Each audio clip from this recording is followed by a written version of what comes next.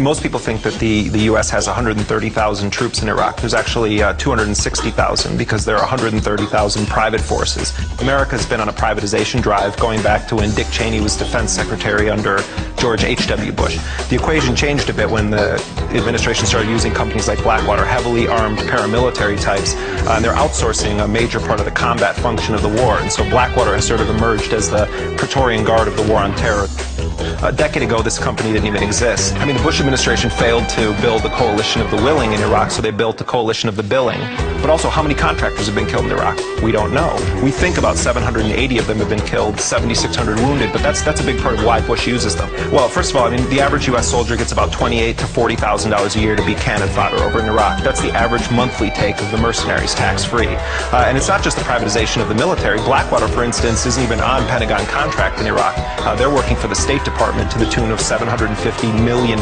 $750 million. They're really an armed wing of the administration. Check this out. When you serve in the U.S. Navy SEALs, U.S. taxpayers spend millions of dollars training you to be this elite fighting machine. Blackwater hires these guys up, repackages them to the taxpayer, so it's a bilking of all of us. But also Blackwater's founder, Eric Prince, he talks about Blackwater as the FedEx of the national security apparatus. He says if you really want a package to get somewhere, do you send it through the post office or do you send it through FedEx? Well, first of all, I mean, what the mercenaries themselves will say is we only engage in defensive operations, and yet the Iraq war inherently is an offensive, aggressive operation, and Blackwater's at the vanguard of it. We're not mercenaries anymore, we're the peace and stability industry. It's a serious problem because these guys have not been subjected to the Uniform Code of Military Justice, the court-martial system. There's no effective laws governing their presence, and when Bremer skulked out of Iraq in 2004, one of the last things he did was issue an edict, Order 17, immunizing all contractors from prosecution. So there are 48,000 employees of mercenary companies operating in Iraq. There's no laws that govern them, Iraqi, international, U.S., or military.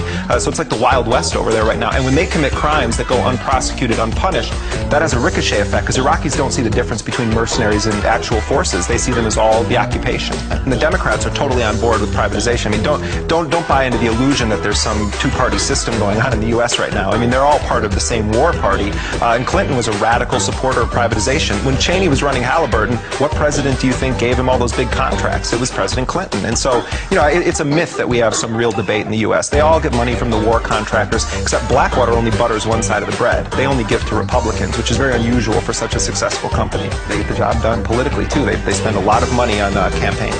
They show up on the scene, and I was standing on a street corner on Bourbon Street in the French Quarter and talking to two New York City cops who'd come down to help. A car pulls up, no license plates on it. Three huge guys get out wearing flak jackets, khaki uniforms, M4 submachine guns, and they say to the cops, where are the rest of the Blackwater guys? The cops say, oh, they're just down the street, there's a bunch of them.